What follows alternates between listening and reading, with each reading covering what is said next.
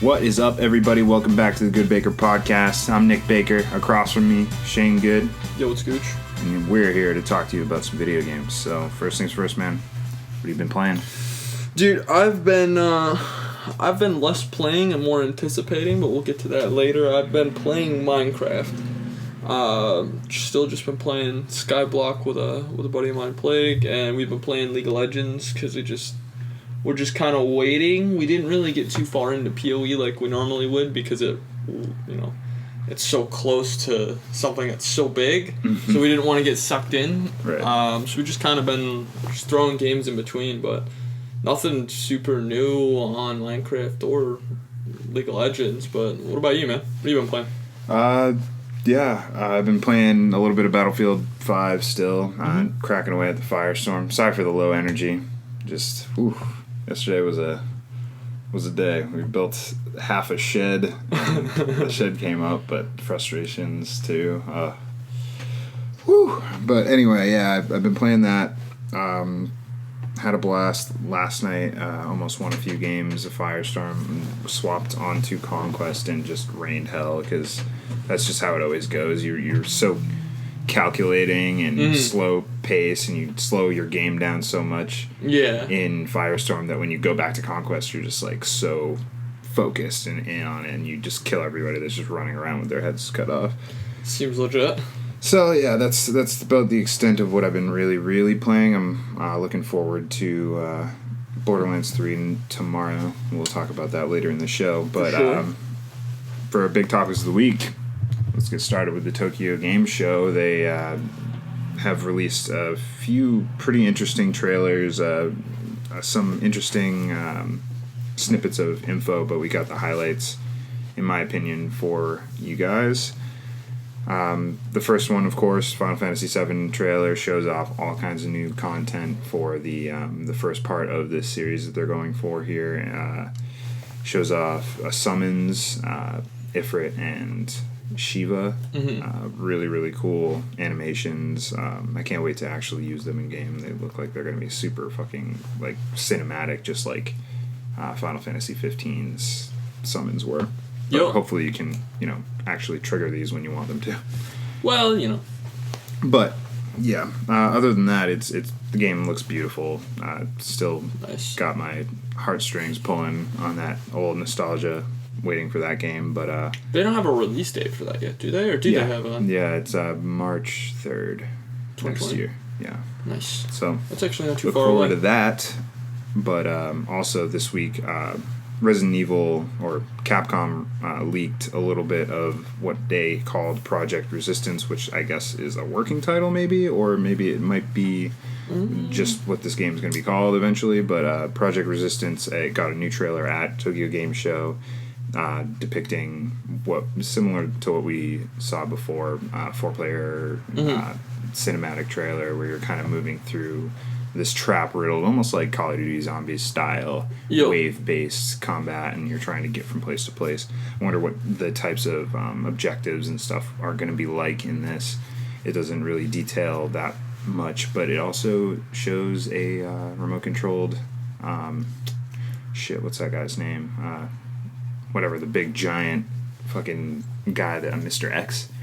Okay. Oh, shit. That guy is terrifying. A remote-controlled version of that? Yeah, it seems that in the trailer, it shows somebody, presumably a character we might know, put on some gloves that then power up, and it shows this outline of the Mr. X cyborg, or whatever the fuck it is. It's terrifying. Whatever it is, it comes to life and its eyes glow red and it starts moving towards the players. So that'll be interesting to see how that really fucks your day up. So this next one was absolutely crazy because Death Stranding was a mystery to us in no more than like 4 months ago. We really knew literally nothing about it. Literally nothing, and now we're sitting here with 49 minutes of gameplay that they released at Tokyo Game Show. I guess this is like the big main event thing that they're going to have before the actual release of the game, so it sort of makes sense. But, man, I'm so hesitant to watch any more of this game. I want to just experience this crazy adventure. Yeah, for sure. The game's so... It just looks so crazy in general that, like... I don't know. I feel like it almost would ruin the story by jumping in. But then again, when we watched that other gameplay, it did say, you know, some elements have been taken out and some... Right. So, like... That makes a lot of sense. And hopefully they did keep it kind of spoiler-free and it's more like... Just mechanics. Mechanics-based gameplay. That fucking ladder that is, still a mystery of the... ever-expanding ladder. I wonder what other types of gadgets and gizmos they're going to give you in this... crazy, what I can only assume is like post-apocalyptic world that they're talking about. Absolutely nuts. Oh, so this next one, this got a lot of people excited. System Shock is an old franchise that a lot of people really, really love. It brought along the early first-person horror genre leaps and bounds when it came out. And System Shock 2 has been a cult classic. Mm-hmm. So the announcement of System Shock 3 at Tokyo Game Show was a big, big, big deal. And a lot of the stuff that they show you in the trailer is really nice looking. Like a few of these. Was it a CGI trailer or was it? No, there was bits of gameplay in there. I believe there were some cutscene like images, but yeah, just briefly skimming over it, it just seems like your standard like spliced gameplay here and there, and they cut it to this voiceover of this crazy AI that's going to be trying to kill you throughout this game, and you're going through these awful situations with these horrible looking monsters, and you're in space, and that's terrifying. So sounds like a horror game to me, man. Oh yeah, dude, it looks like one you might want to play with the lights on if you're into that.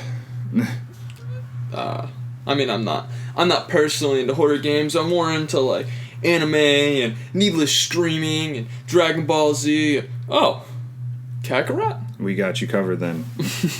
So, new Kakarot trailer shows off the Majin Buu saga. Everybody was worried that they weren't going to include this. Yeah, man. But now it has been confirmed that it is going to be in the game, which considerably extends the campaign length, in my opinion, because the Majin Buu saga takes forever to get through.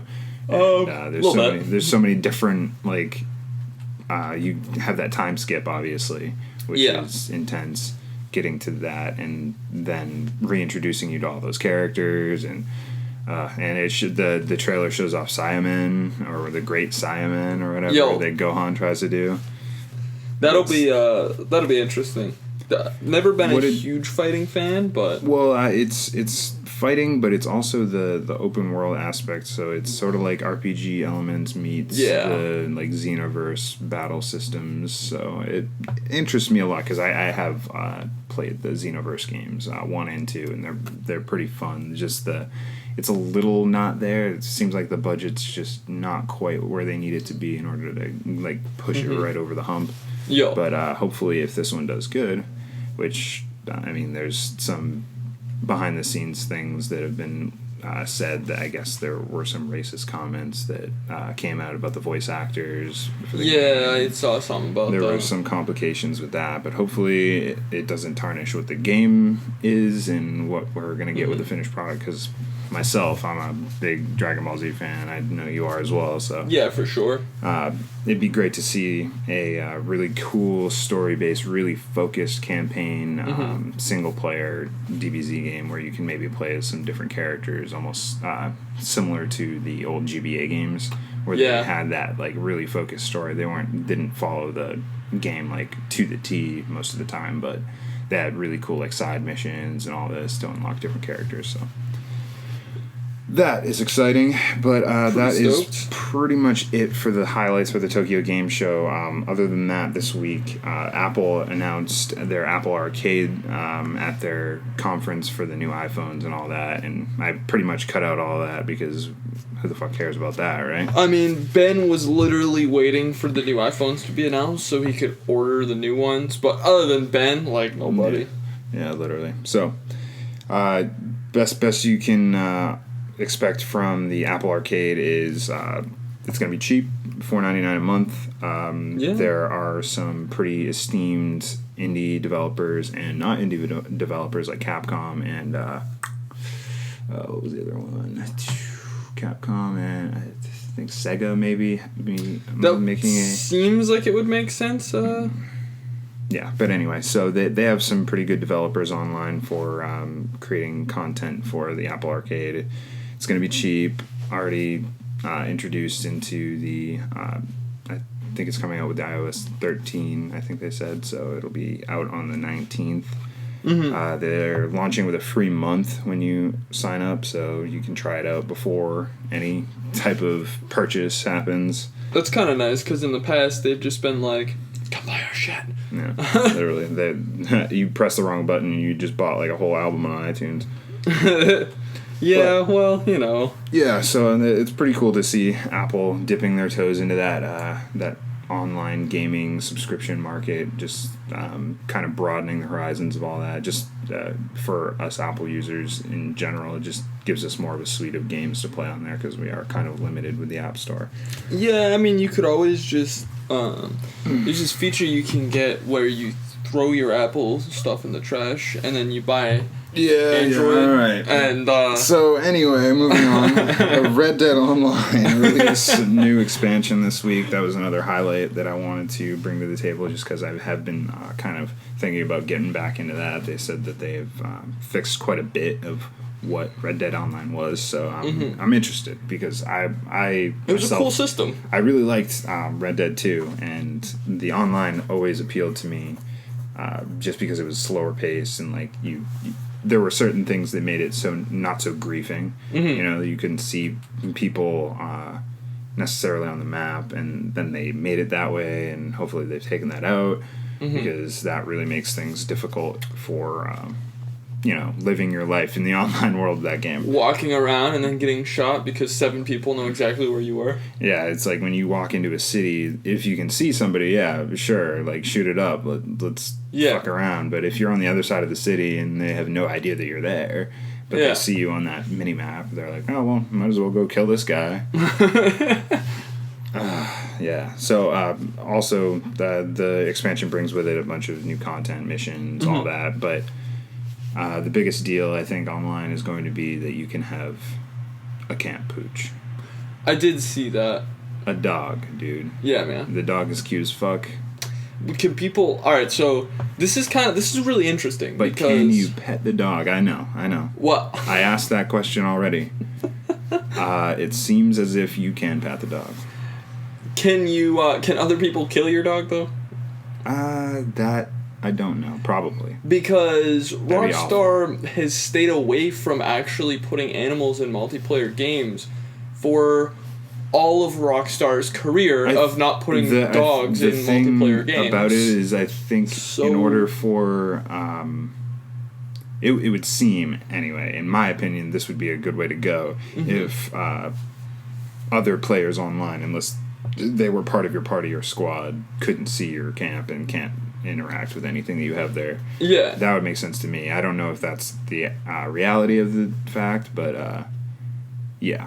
If they can just come straight up knife your pooch then and then walk away. That's not good. That's worse than grieving. That's somebody call PETA because we're getting into trouble here. I feel like that could just lead to I don't know, in GTA 5 they made no animals are in GTA 5 online. No animals were in San Andreas online even before they released their technical... You'd probably just think just make them invincible. They would make kids in games, online games, you know? Well, they don't make in any of the GTA series there is no kids. Exactly. So come on. Grow a pair, Rockstar. Yeah. Throw them in there, see what happens. Yeah, do some Shark Simulator bullshit. Alright, so to close this out, this is probably going to be a pretty short show. I say that all the time, and then I look and it's 50 minutes. But to close it out... No, it's a pretty short show. Ooh, yeah, alright. Well, we're going to have to stretch this next one. Borderlands 3 coming out tomorrow. Yeah, man. let's talk about it for a little bit, just because I'm pretty excited to dip my toes in. I haven't really looked at much of the content that is out there for it, like gameplay or like whatever, even all the classes do. I know a few of them. Yeah. So what do you know about it? What do you think? So I've tried to stay in the dark for the content itself.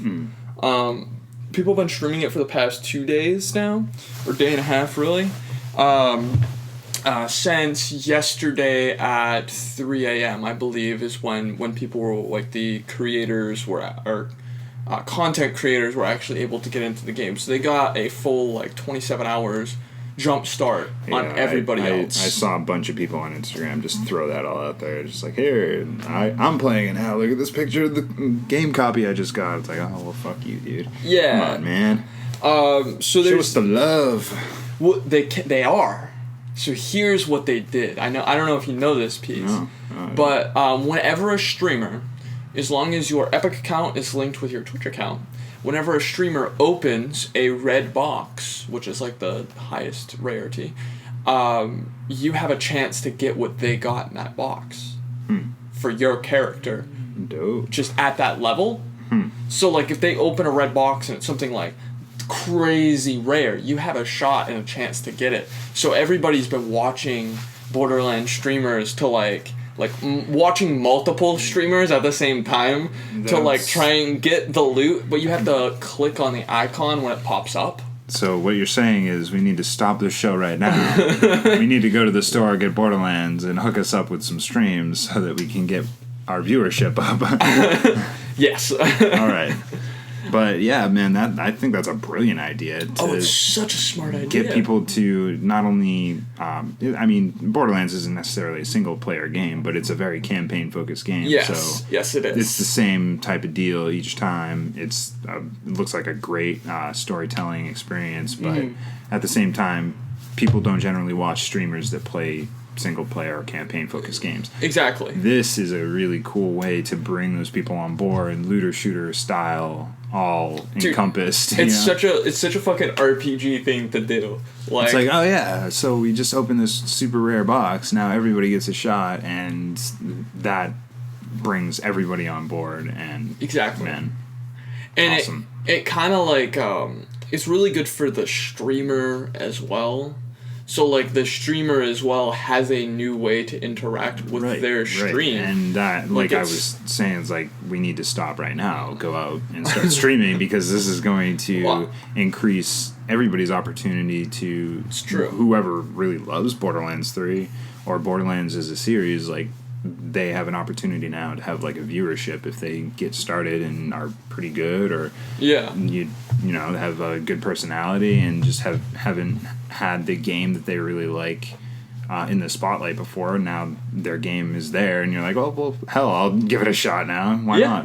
I mean, for sure. Aside from, like, that mechanic they added into it, the game itself, I've tried to stay away from as much of the information. I know that there is several planets. You have a spaceship that's kind of your hub. I did hear that. That's kind of the basic information. I didn't hear that you had a spaceship, so that's pretty cool. Yeah, you're in a spaceship that goes between different planets. That's dope.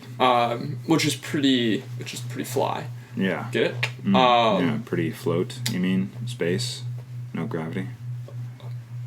Anyways, science.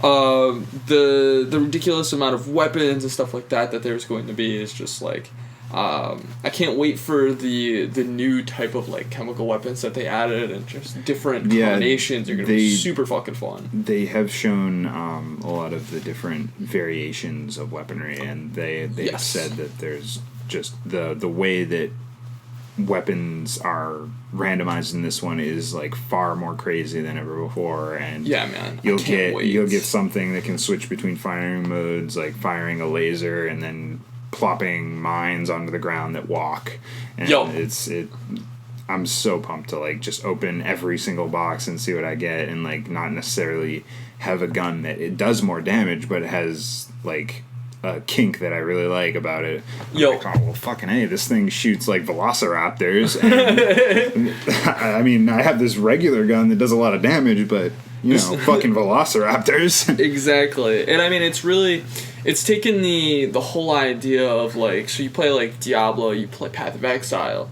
When I play Path of Exile, another map for people that don't know, because if you don't know, you're living under a rock, but that's beside the point. What are you doing? There's sounds. So when you drop things drop based off the classification of sound.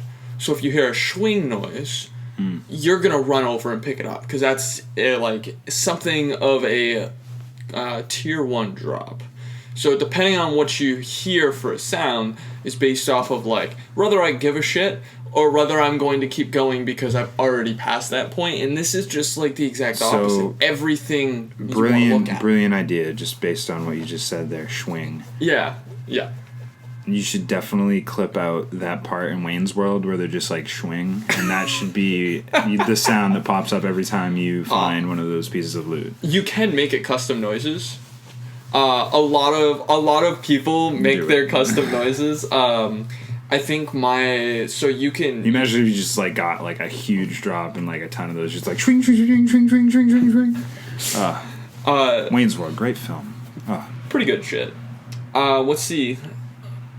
Mr. Measy, or whatever it is, the Mr. Meese's. That's what it is. Mr. Meese's. One of the from Rick and Morty. I forget what streamer it was, but he used that for a really a more common one. So whenever like a tier 2 like currency dropped, it was Mr. Meese's, and then it would say it like, so if you killed the boss and a ton of shit dropped, it would be like Mr.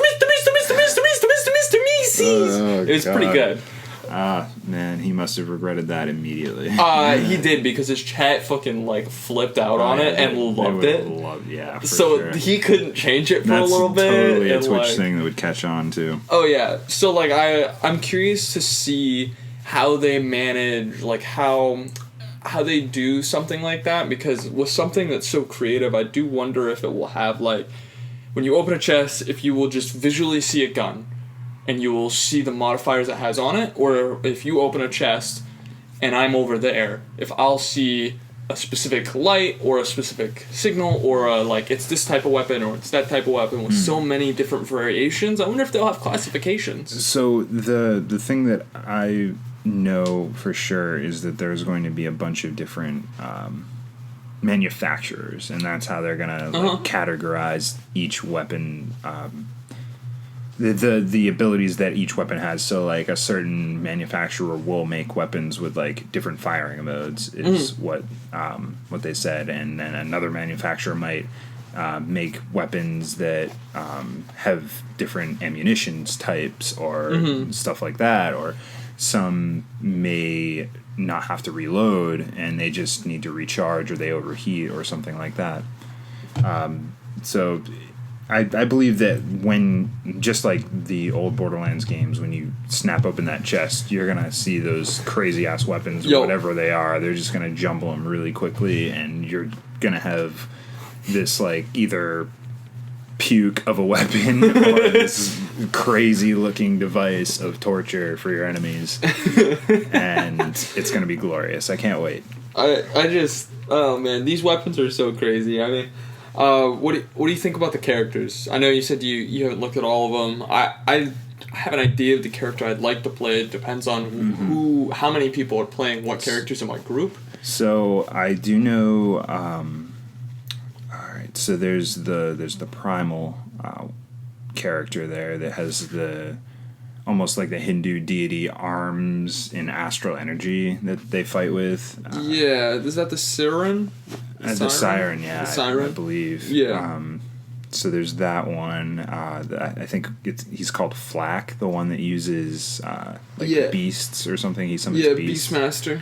Yeah, okay. That's that class. There's Zane. Zane, yeah, he's the gunslinger, right? Yeah, that's he's the class guy that I probably will play. Yeah, he looks pretty dope. He's a semi-retired hitman. Yeah. I feel like that's the Keanu Reeves that they slipped into the game. Oh, yeah, for sure. And then yeah, so maybe I do know all of them. The last one has a mech, right? It's Mose, who's the gunner. Yeah. And she's a soldier who specializes in mechanized combat. Yeah. So that will be I more think of a Berserker. I think it's a toss-up between that one and, the gunslinger guy there. Zane.